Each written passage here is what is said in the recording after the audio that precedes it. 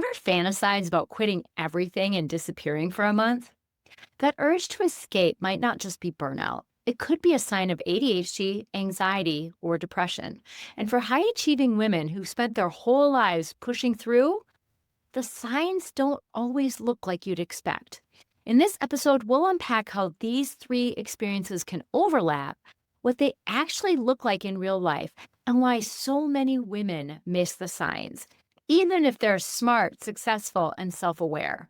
By the end, you'll walk away with a clearer understanding of what's really going on beneath your exhaustion, emotional numbness, or need to escape, and how to begin untangling it with more compassion and less self blame. Be sure to listen. Welcome to the Self Loved ADHD Woman's Way podcast.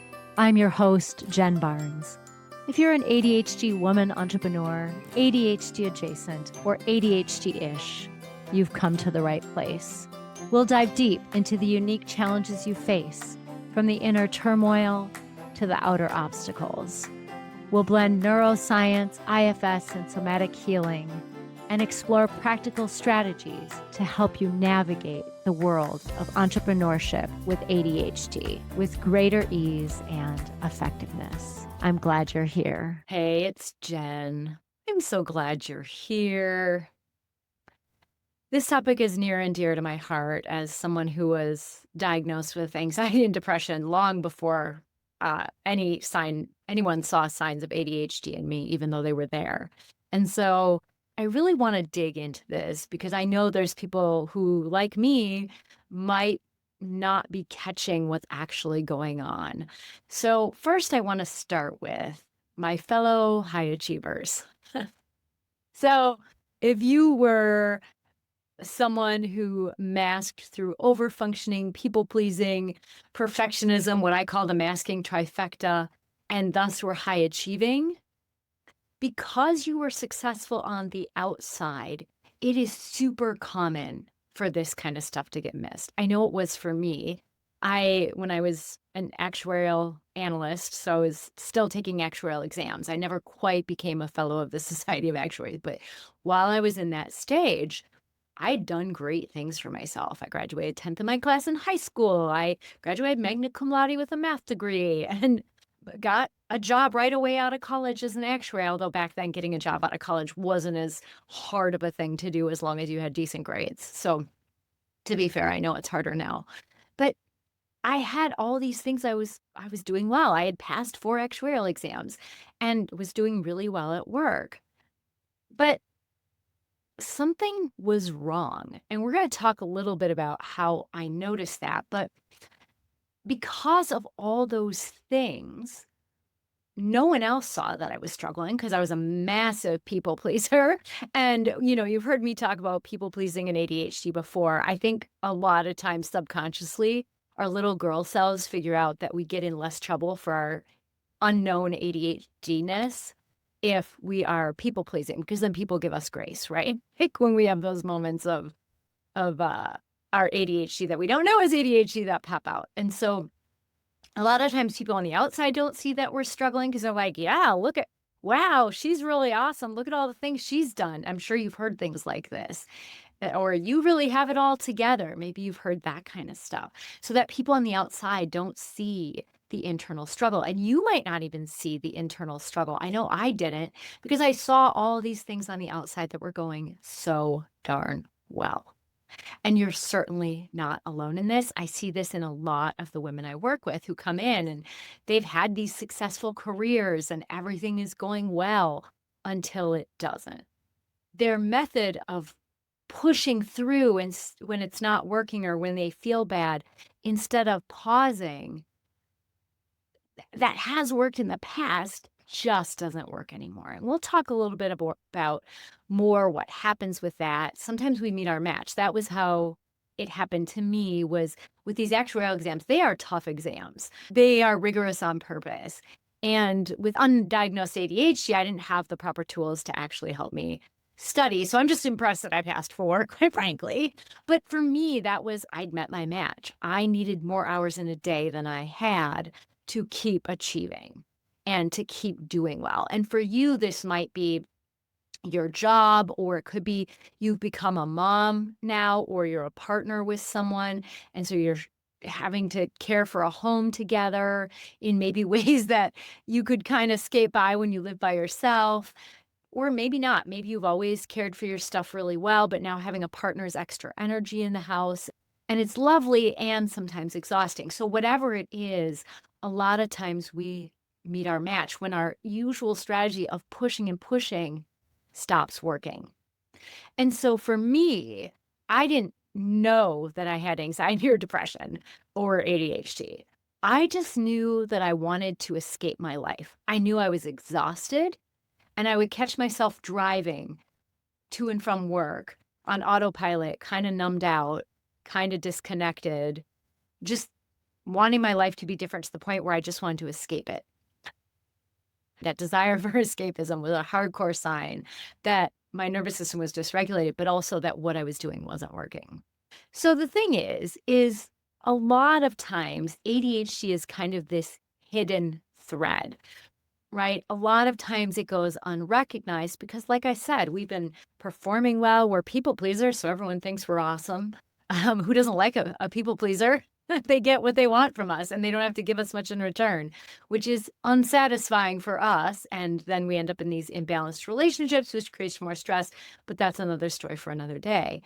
So a lot of times we miss the ADHD, but we do feel really tired. We feel that desire to escape. And some of this is because our ADHD brains just naturally end up burning more energy just trying to keep up. I've told this story before, and actually recently, I believe on the podcast, or maybe it was a YouTube video, where I used to be so proud of myself and I would brag that my high school was so hard that I had 5 hours of homework a night with my honors classes. Until I realized, like, oh, people that are the same level of intelligence of you, Jen, did not need to spend 5 hours on their homework.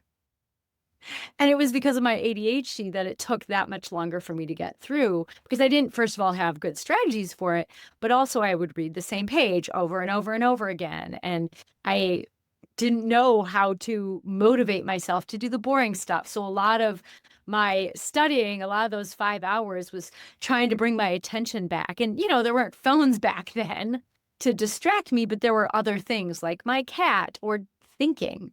I was highly entertained by the thoughts going on in my head. Or, quite frankly, sometimes I'd just doze off. I was so bored during studying.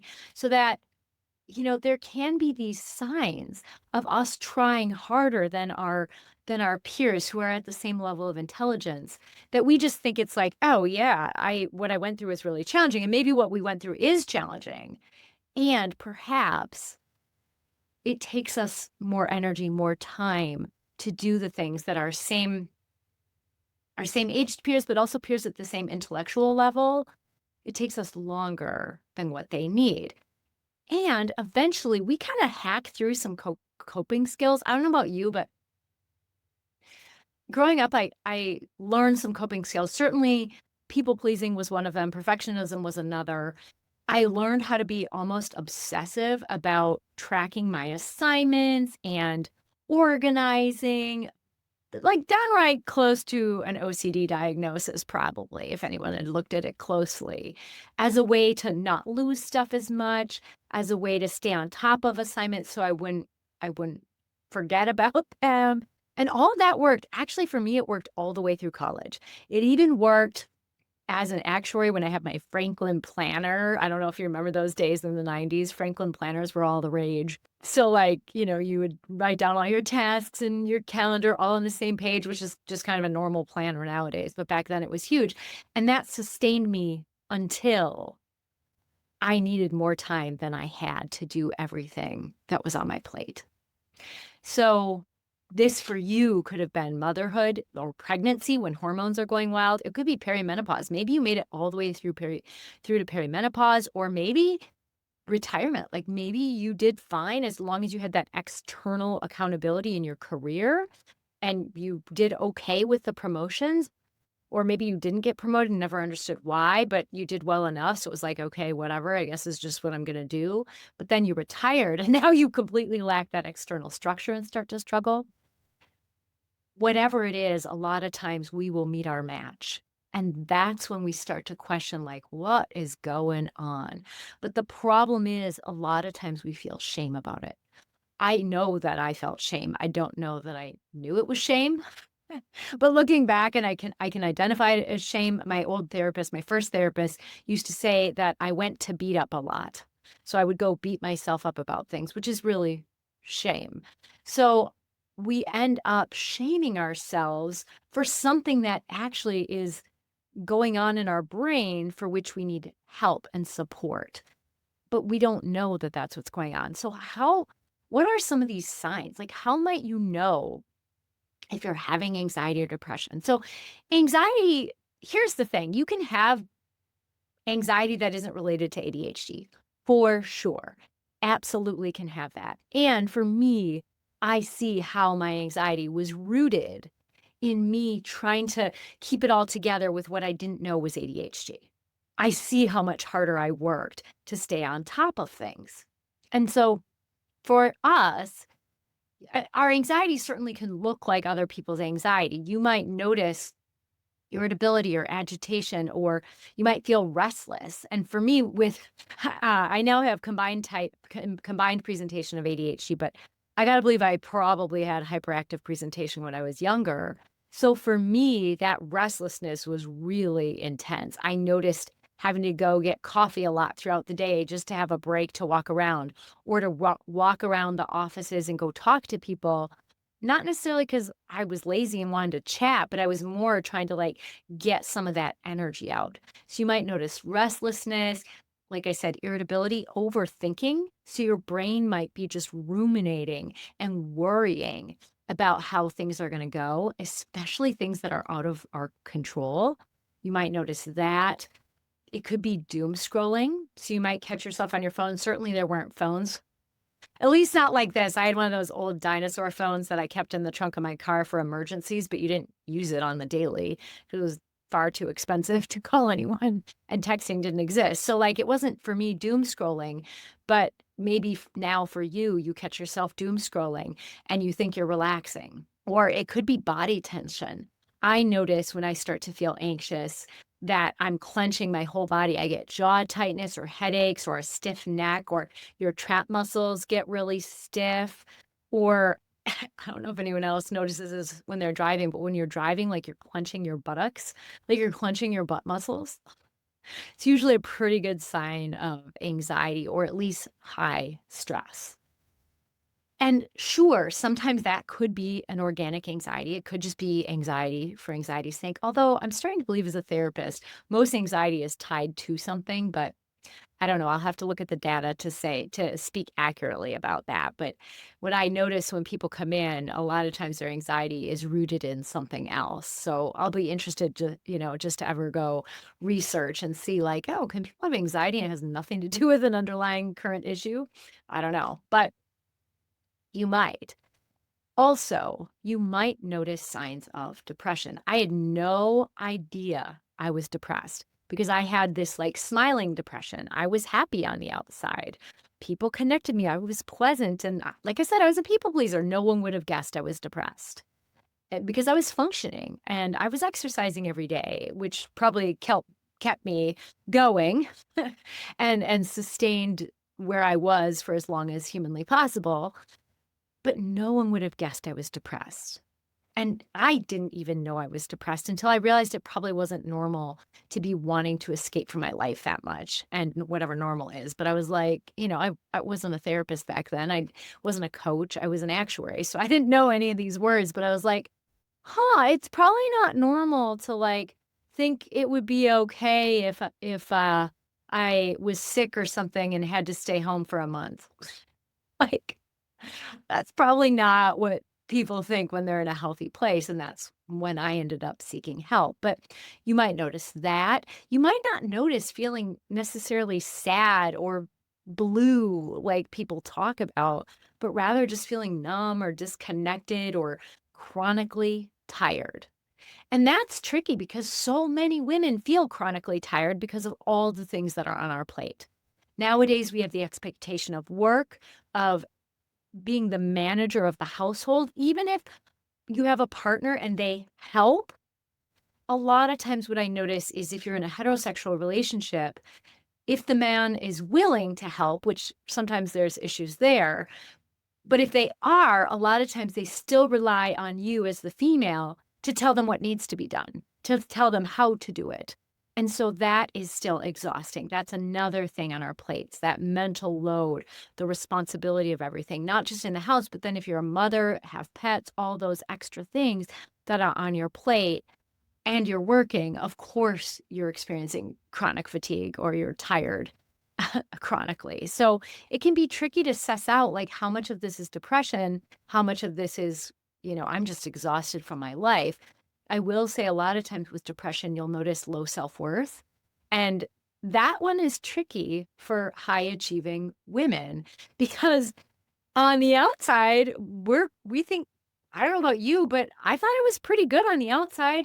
I had achieved all these things. It was awesome. But on the inside, I beat myself up and I would shame myself for mistakes. Or I'd be like, oh, that's all my fault. Or gosh, Jen, what were you thinking? Or what the hell were you thinking? Why would you do that?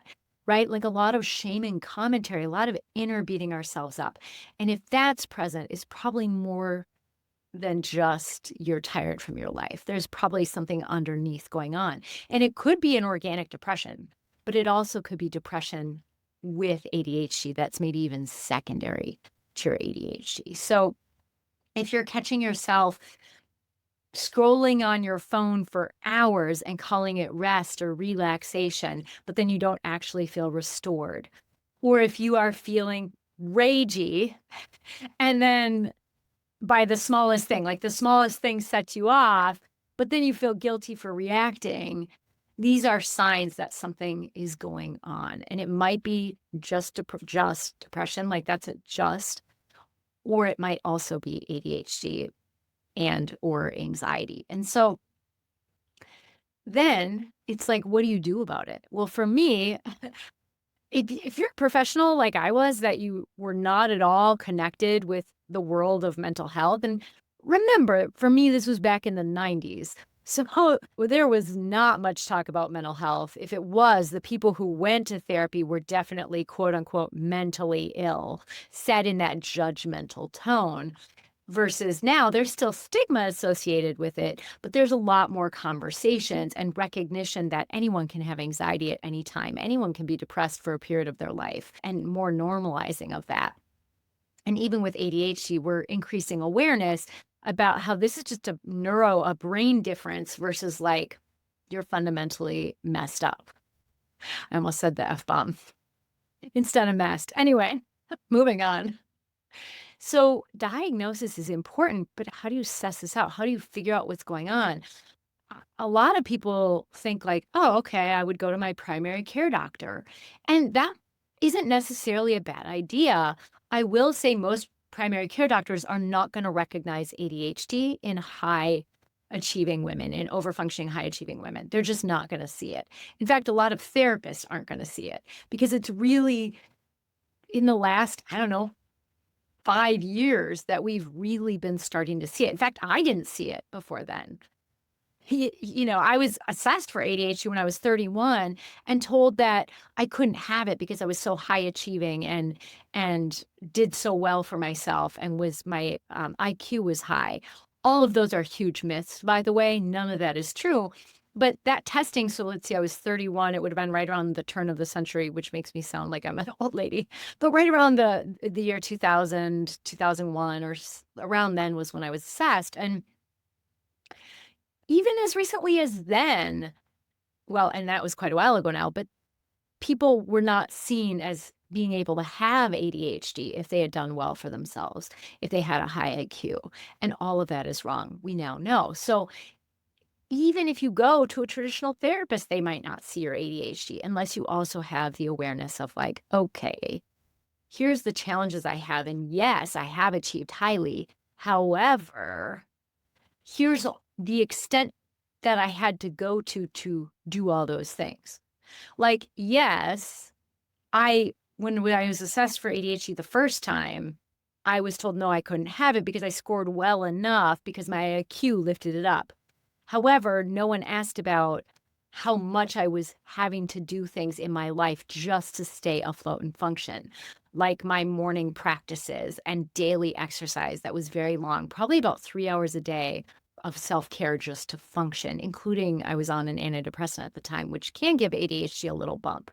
But not to mention all of the other tools and strategies I had pieced together to try and function with what I now know is ADHD. So, if you can't ask your PCP or a regular therapist, where do you go? Well, I would suggest starting with your primary care physician. The way that I started was, I gotta believe it was probably that way, or maybe I just automatically went to my EAP, which is an employee assistance program. I didn't know what that was back then, but basically it's a program where they contract with therapists for short-term therapy. It's not meant to be long-term. It's meant to be short-term to address a single problem.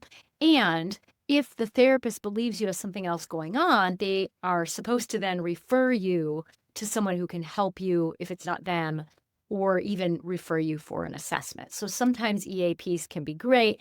Not all EAP therapists are really good at that. So I would advise that you be a good consumer or a strong consumer. I don't want to say good, like there's this good bad paradigm, but that you really be a consumer that advocates for yourself, that you become aware of what's going on for you. And whether that's you read some books on ADHD, one that I really recommend for understanding ADHD is How to ADHD by Jessica McCabe.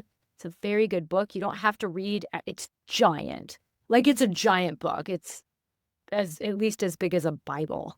Um, like that's how big it is. And so, or a large dictionary, if you're not familiar with how big a Bible is. But it's huge, and you don't have to read all of it. You can it's not a book that you read front to back. It's a book that you look for what you want to read, and then there's people's stories that I chose not to read because I already know enough of people's stories because 'cause I'm a coach and a therapist that specializes in ADHD, so I didn't need that. But I read the other piece, I was like, "Oh, yeah, that's great. That's awesome." Of course, I read it after I was already working with people as a way to just see what else I might be missing, but it's a great book to start out with if you're someone who's even questioning, I don't know if I have ADHD. If you're pretty sure you have ADHD, you may or may not choose to get assessed right now. And that's a personal choice that you get to make. But if you're also experiencing anxiety or depression, like we talked about, you might consider talking to your primary care physician or going to your EAP and talking about, like, I think I'm anxious or depressed. You could say, I also believe I have ADHD, which maybe sharing some of what makes you believe that, but also how you think your ADHD may not look typical because you actually are high achieving. So those are some possible doorways to figure out what's going on, but just keep in mind that a lot of times the symptoms you're experiencing, which are likely symptoms of anxiety and depression, may just be symptoms. The anxiety and depression may be a symptom of ADHD. It's not in the DSM. I'm not saying like it's officially a symptom, but it could be a sign, an indication that you could have ADHD. Certainly not all people who are anxious and depressed and high achieving have ADHD. I just want to say that, but it may be a place where you start to question. It might be that you get How to ADHD. Jessica's book is fantastic for that purpose. So that's one thing. The other thing I want to say, and I've kind of alluded to it, is that systems reward our high functioning. They reward our people pleasing. They even reward our perfectionism. And whether that's healthcare, like we've been talking about, or it's your workplace or your family, those places can have a hard time seeing that you're struggling because you look on paper and from the outside, you look like you're doing so well. But on the inside, your brain might be complete chaos, or you might be beating yourself up for not doing things good enough or the right way or making mistakes, which mistakes happen. Like we do stuff all the time. It's like, all right, well, there we go. Let's move on. But if you find yourself shaming yourself or putting yourself down for mistakes, this might be an indication of a bigger problem. And it could, like I said, be depression only. It could also be a sign of some ADHD, though not a primary sign, just to be sure. So just reflecting back on that time for me and what I needed at the time. And I'm going to say what I needed at the time if it was the year 2025 because things were so different back then. And so it's hard to say, like, the things I needed back then, if they'd be relevant. So just kind of modernizing what I needed is I I needed someone on the outside who understood ADHD. I needed someone on the outside who understood that depression and anxiety could be signs of ADHD. I needed someone on the outside who could also see if it wasn't part of ADHD, right? But also who was willing to look for the root cause if there was one. I also needed someone who could see that I was struggling and want to help. A lot of us high achieving women, we have a strong front. People would never guess that we're struggling because we've got our shit together. We're well put together. People often look up to us as people who've done well for ourselves. We are very good at masking. We are masters at it. And so probably needed, and maybe you need, to feel safe enough in a relationship so you can show up authentically or at least share your authentic experience and have that person see that you're struggling and validate that it's okay to be struggling and that maybe you could use some extra support.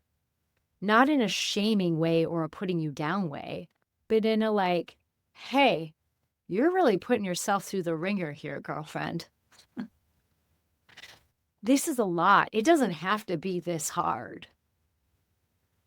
And honoring that we tend to be independent people who like to do it ourselves. And that sometimes even we women who like to do it ourselves could use the benefit of some support. I needed someone to be able to pull me aside and hear that. I don't know if I could have heard it at the time. Maybe you can't hear it now.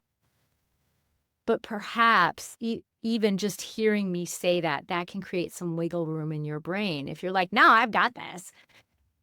Maybe you've got it for now. But if inside your brain you're still beating yourself up and shaming yourself and you're exhausted day after day after day and you're not actually getting rest and you go on vacation and you think you're going to relax, but you never actually feel all that rested, or maybe for a day or two you do in between the getting there, settling in, and the transition home.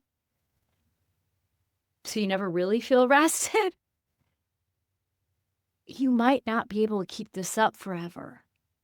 And so maybe it might be wise to reach out, whether that's to a friend, whether that's to me, or certainly you can comment or you can send me a message. You can send me a message on LinkedIn. It does take me a few days still to get back to messages on LinkedIn. I'm working on it. You can send me an email. But maybe going to your primary care physician and being open to the conversations and asking for help. There are a ton of ADHD groups on social media. I'm wanting to create one of those on School, SKOOL. I'm right now pausing all external activity while I get grounded into my own self again after having gotten, I'd say, in burnout recently. So that's something that I'm hoping to develop soon. But there's lots of ways that you can get support, lots of ways you can connect with other ADHD women. Or for now, it might just be listening to my podcast or watching my YouTube videos and commenting and getting support with people there as more and more people start commenting. And whether you're commenting on the podcast because you're getting this there or you're commenting on YouTube videos, that might be a way to get support. It might be reading something about ADHD. Like I said, I really like Jessica McCabe's book, How to ADHD. Sari Solden, Solden, I think her first name is Sari. She actually has a book on women in ADHD. I can't remember the exact title, but that I can put it in the show notes. But that one too is really good for ADHD in women. It is quite an older book, so it may not be perfectly relevant to our time, but dang, this woman saw this coming at least, I think it was at least a decade ago, probably 2 decades ago. She saw this coming, that a lot of us high achieving women would have ADHD, or that ADHD would look different for us. So your path forward might be some of this. It might be trying to accurately name what's going on for you. When you go to the doctor, if you say like, "Hey, I'm wondering if I have anxiety or depression," they can give you there's a couple, a PHQ-9 or a GAD-7. You can ask them to give that to you, and then they will talk with you about anxiety or depression. You can ask them to have a conversation about ADHD, or you might find a therapist to start to talk about these things, maybe starting with your EAP through your work if you're not self-employed. Also, understanding the overlap between these different challenges is essential. Some of the symptoms of depression and anxiety, like difficulty concentrating, are also part of ADHD. Difficulty concentrating is more of a core challenge of ADHD, but when you're anxious and depressed, you struggle to concentrate. So sometimes it's understanding like where do these things overlap? Sometimes with ADHD, even though I don't believe it's yet part of the official diagnosis, we can struggle with self-worth. But guess who else struggles with self-worth? People struggling with anxiety and depression. So there can be these overlaps that you can start to educate yourself on. Either, you following my channel, I talk about this kind of stuff, reading some books on ADHD, maybe even reading a book on depression or one on anxiety. My favorite book right now on depression is The Upward Spiral. It's by Alex Korb with a K. And he talks about how we can change the course of depression one small step at a time. So I really, really like that one. So if you think you might be depressed, anxiety, I don't have a favorite right now, but there's a gazillion books out there on anxiety. So if you're into reading, you might even start reading. And then to really, regardless of what's going on for you, whether it's ADHD, anxiety, depression, two of those, three of those, whatever is going on, none of those, is start to arm yourself with tools and strategies that work for you. Before I was a social worker, and especially after I became a social worker, or especially after I even started working in the field of mental health before I was officially able to call myself a social worker, because you can't do that till you have a degree in it, I was a collector of tools and strategies. And a lot of ADHD creators who are on YouTube who have books out were also collectors of strategies. We would find all these things that worked for us. And some kept them in binders that now they've created books with, like I said, Jessica McCabe or Danny Donovan, who did the Anti-Planner, How to Get Shit Done when you don't feel like it, which technically isn't for ADHD, but she has ADHD, and it's all the tools and strategies she used. So, there's that. Or I believe Jesse J. Anderson did the same thing in his book, Extra Focus, right? So you can use those books as ways to find strategies, but you also might be a collector of strategies of what works for you. So you can get some ideas from YouTube channels, you can get ideas from books. My ADHD book is more about the deeper work, the underlying stuff that's going on with ADHD. So if you're interested in that, I'll put that in the show notes or description if you're watching this on YouTube as well. It's How to Stop Playing Small with ADHD. So it's a lot about the inner stuff that goes on for us. But I would recommend you start to be a collector of tools and strategies and that you try them out, finding what works for you and understanding that because our ADHD brains love novelty, you may find a tool that works for you for a little bit or a long while, and then you have to change. It's just how our brains are. You might be able to come back to that strategy, but you might need to take a break for a bit from it for it to be exciting again. And I know that we can come back to things because I do that with planners. I no longer buy planners with dates because that's just crazy. Never am I going to consistently use a planner with an actual date anymore. But I will buy all kinds of different planners that don't have dates or ways to do things. My latest one, my podcast mic is on it, but it's just having a notebook and kind of almost like a bullet journal, but it's not that complex. So it doesn't take me that long to do it every day on the days that I choose to do it. But I know that we can go back to strategies because I've gone back to different planners that I've tried and I'm like, oh yeah, this seems exciting again. So I'll try that and it'll work for a while until we switch. So just know that whatever it is, whether it's a planner, whether it's a nervous system regulation tool or something else, you may have to cycle through them. It doesn't mean they don't work or they've stopped working. I mean, they've stopped working, but it doesn't mean they've stopped working forever and that you're screwed forever. It just means, oh, you need something different right now. But really work on finding some tailored strategies. And if you're catching this on a podcast platform, if you go to my YouTube channel, I've got a lot of videos on stuff like this. You can check that out. It's at Jen Barnes is my channel. But I'll put all this in the show notes too. So basically, your path forward is working to support yourself more effectively. And whether that's seeking the language to describe what you're feeling, maybe even a name for it, understanding the overlap of this, finding tools and strategies, or finding community or supportive friends, all of this is going to help you right now. All of it. All right. I hope this was helpful for you. Like I said, I'll put all these books. I mentioned a lot of them. I'll try and remember all the ones I mentioned.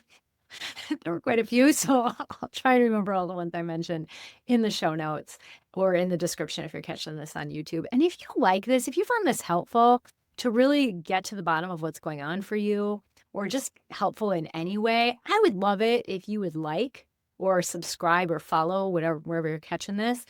And then if you share this with another ADHD woman, I would really love that, because then you're helping me get out there to help more people, but also helping me be able to sustain my work so that I can keep doing this and can keep helping you and others. So thank you so much. That would be the biggest compliment for me, is if you spread the word about my growing podcast and growing channel. So, all right. Thanks again for being here, and I'll see you next time. Take good care.